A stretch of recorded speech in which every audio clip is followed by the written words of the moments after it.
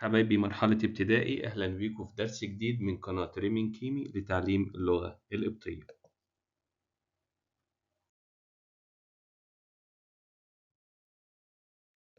كنا أخدنا الدرس اللي فات إن اللغة القبطية بتتكون من 32 حرف، وعندنا حروف من أصل ديموتيكا ومن أصل مصري قديم، وهم 7: الشاي، الفاي، الخاي، الهوري، الجنجل، التشيما، التي. وعندنا حروف من أصل يوناني، أو أخدنا شكل الحروف من اللغة اليونانية، واللي هي الحروف اللي بتبدأ بالألفا وتنتهي بالأوميجا، ودي قلنا لرمز السيد المسيح: الألف والياء، البداية والنهاية. المرة اللي فاتت برضو أخدنا 3 حروف،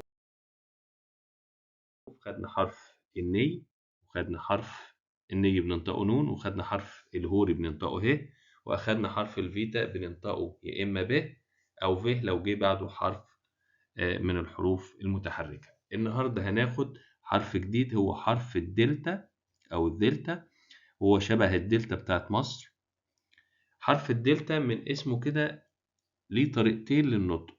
ممكن ننطقه دال في أسماء الأعلام. يعني أسماء الأعلام يعني اسم شخص، لما أقول مثلا اسم آدم اللي هو آدم، لما أقول دافيد اللي هو ديفيد، فهو بننطقه دال.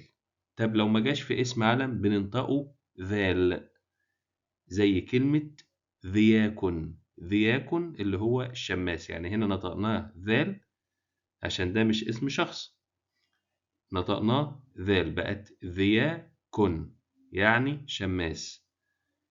هنا ده اسم شخص اللي هو آدم، بنقوله آدم، اللي هو بننطقها الدلتا بننطقها دال وليس ذال.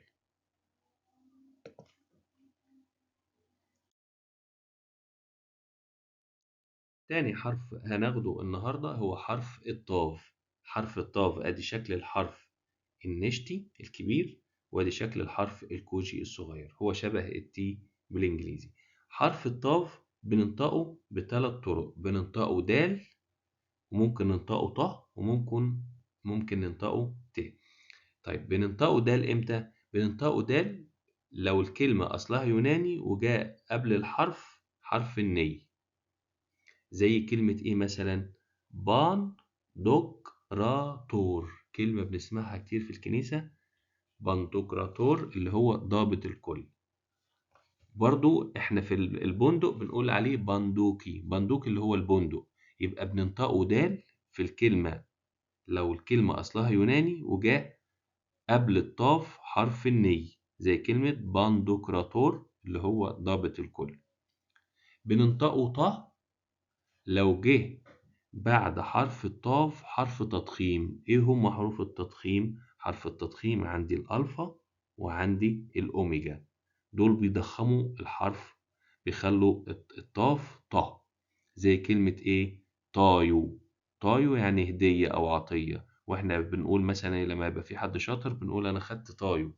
خدت طايو يعني انا خدت هدية، يبقى كلمة طايو معناها هدية او عطية.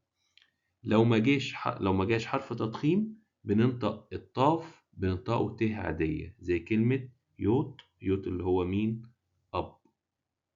وبرضو كلمة تيون اللي هي شاي.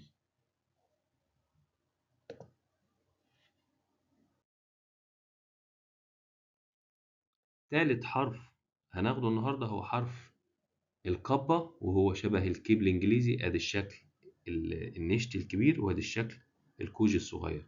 القبة بننطقه كاف دايما، زي كلمة خدناها المرة اللي فاتت، زي كلمة قاهي، وكلمة قاهي يعني أرض.